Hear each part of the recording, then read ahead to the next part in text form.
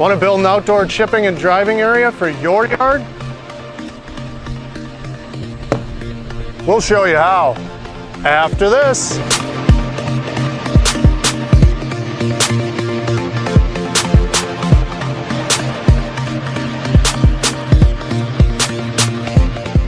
I'm Kyle from Adventures at Home, and today in this video we're going to make this wooden and turf chipping and driving area for your yard.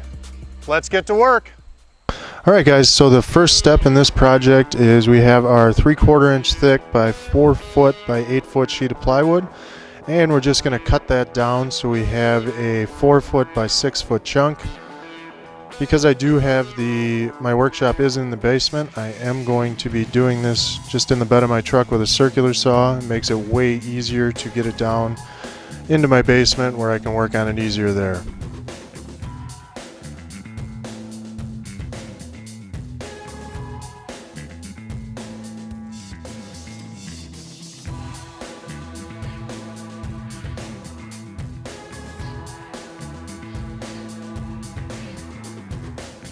So normally I would also clamp down a straight edge when I'm going to do this so I get a perfectly straight line, but because we are just making a platform, perfectly square isn't necessarily required, so we can just freehand this and that'll speed up the process just a little bit, and I won't have to drag as many tools upstairs to get this done.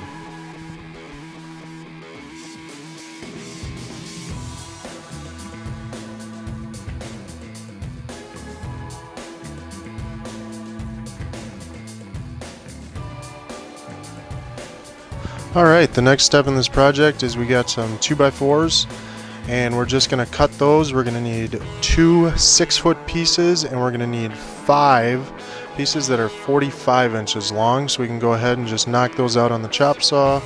Once again, I could have used a stop block to make sure that these were all perfectly the same length, but if they're plus or minus just a hair, it's not going to make too big of a difference on this project. So just to speed it up, we did not use that.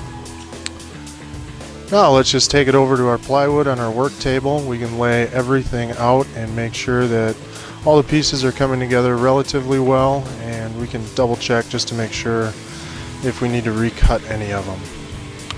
While I'm doing this, I do want to remind you guys, if you do like our videos, go ahead and hit the thumbs up button, and we'd really appreciate it if you also hit the subscribe button. That way you can continue to see how-to videos like this, and you'll be notified the instant they come out so you can watch them right away.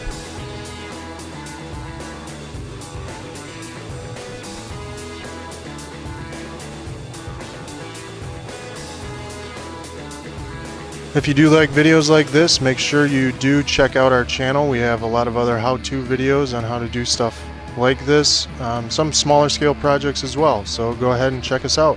We appreciate your support. Now that everything is laid out, we can go ahead and we're going to take some screws and we're just going to put the exterior frame all together. So we're just going to use a speed square to make sure everything is relatively squared up. I'm using 2 3-inch exterior grade screws on the end of each one of these.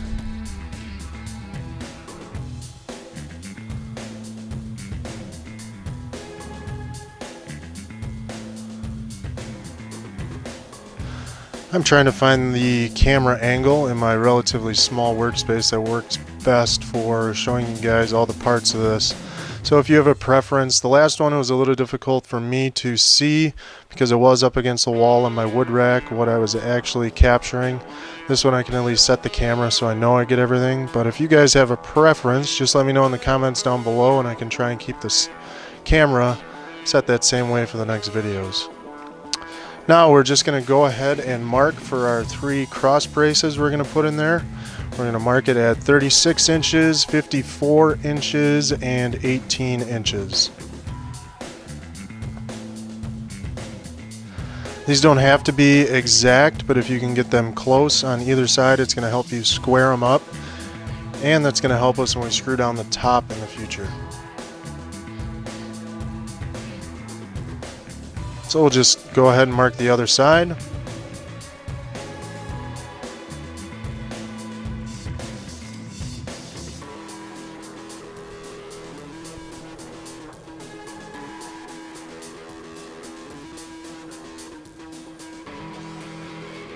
And we can go ahead and put those in, checking with the speed square again to make sure that we're set. Because there is a little bit of a dip in the table, I gotta kind of hold it up as I make sure that the top is flush. That's really the only thing that you really want to make sure here, is that the tops of the 2x4s are flush as you screw these in.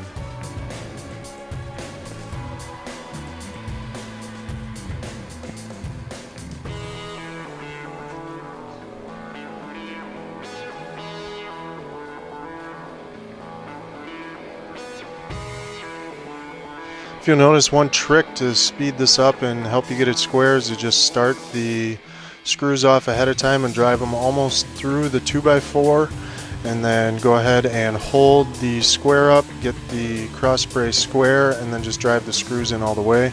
This makes it much easier when you only have two hands to work with. I will just walk around real quick, check that, make sure everything is pretty square.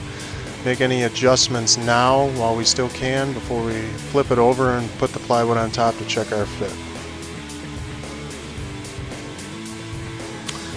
Now that we have the plywood on top, we can measure and mark where the cross bracing lies underneath. So once again, we're going to mark it on the top at 36 inches, 18 inches, and again at 54 inches.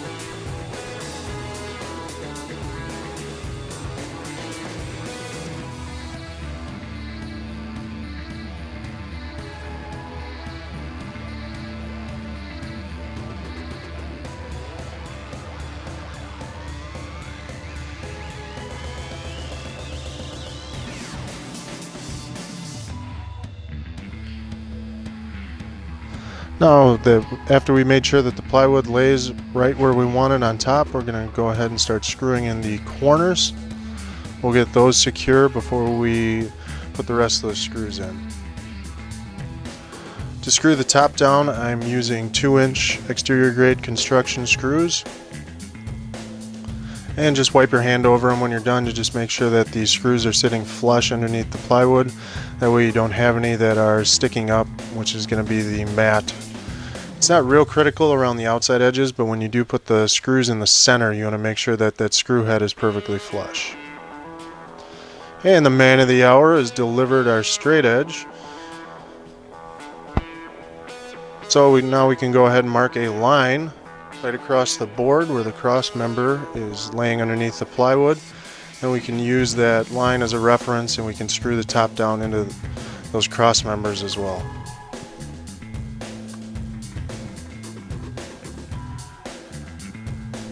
If you guys do want a full list of all the materials we used on this project, I'm going to include that on our website. You can check out www.adventuresathomellc.com. You can look for the tab under Building a Driving Range Part 1, and we'll give you a list of all the materials we used in this video.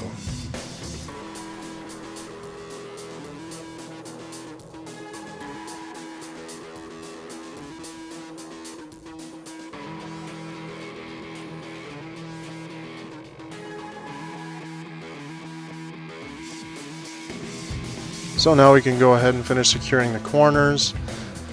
And as we do that, we're going to go and just screw the entire outside of the board down. And I'll speed it up for you a little bit, and even sped up, it gets to be a little tedious watching me do this. So we'll just jump ahead to the next part of this.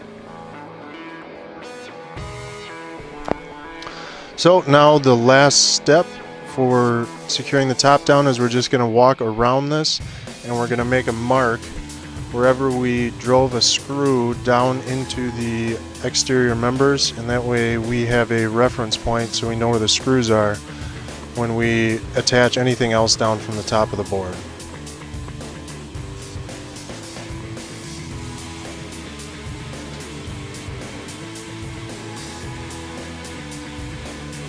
Next thing we can do is roll out our turf. This is actually just exterior grade carpet that's made to look like turf, and we found it at our local big box store, and we got it on sale for about it's right around 50 cents a square foot, so pretty inexpensive.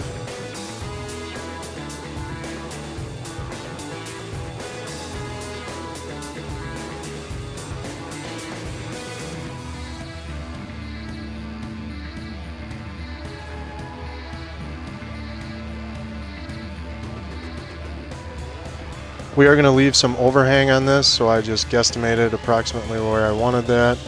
I just used the speed square to square up my straight edge so I could get a relatively straight cut across the carpet. And this stuff cuts pretty easily with the box cutters as long as you have a sharp blade. I will just get it about to where we want it.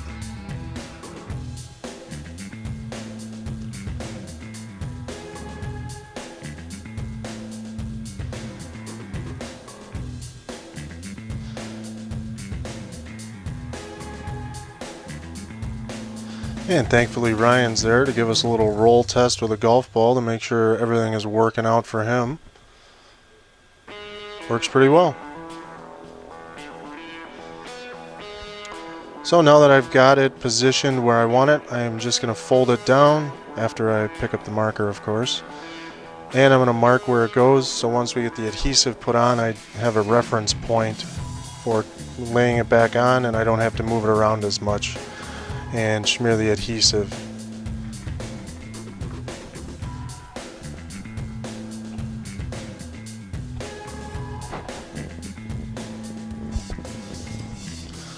If you'll notice, Ryan's trying it out. Works well with golf balls, not so well with Hot Wheels cars.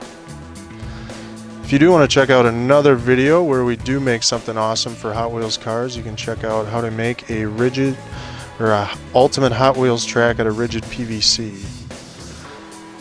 Now the next step, we're just going to take a 1/2-inch spade bit and we're going to just drill a random pattern of holes through the top of the plywood.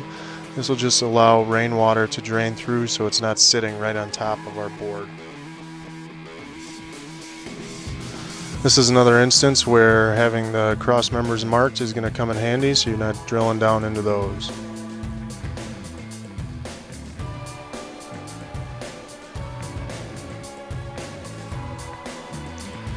And we can just skip ahead again, of course. We punch quite a few holes. You can kind of guesstimate, there's not an exact science how to do this.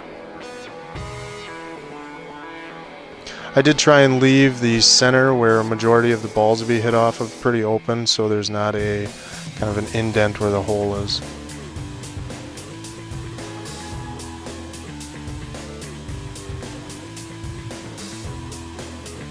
Now we'll just clean off the top real well and we'll get it ready to apply adhesive.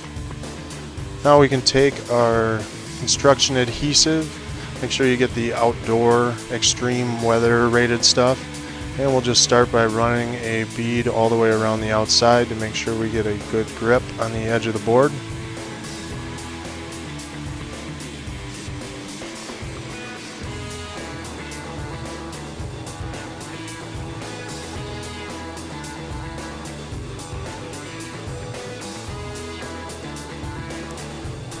There's not an exact science to the amount you need, but I usually err on the side of more is better than less, especially when it comes to adhesives.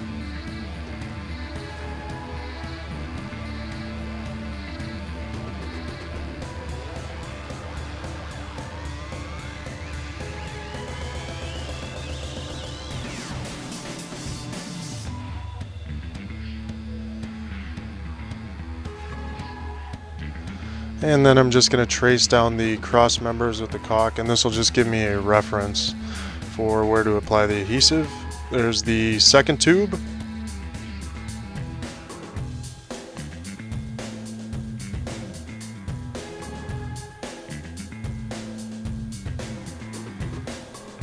And bam, just like that, we're on the third tube adhesive.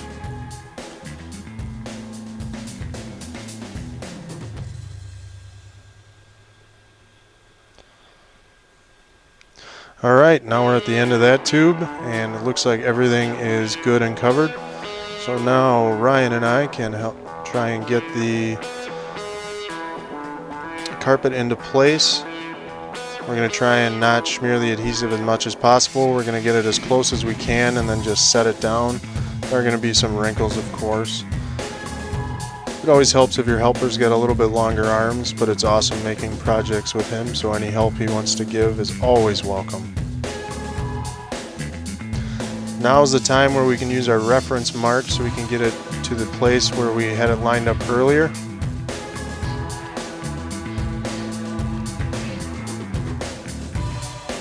And thank you to Ryan for his help again.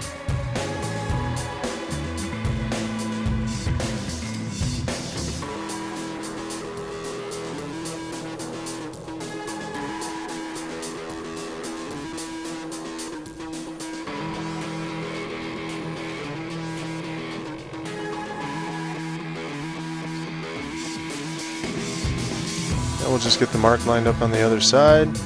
Notice how the adhesive is already kind of grabbing it, and as we pull and stretch, it's smoothing everything out. I'll just go ahead and take your hands and rub everything down real well, smooth out any creases or anything like that in the carpet.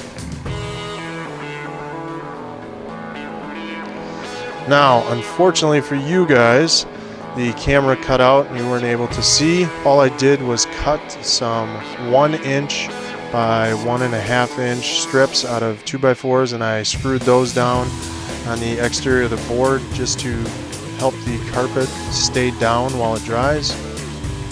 I'm going to take the front one off when the carpet is completely adhered, but for now I just cut one. It was easy, and I screwed it in just to hold the carpet down. And we're just stapling down the exterior of the carpet now. We're not sure if we're going to leave it like that, but anything we can do to secure this for right now, we're going to try.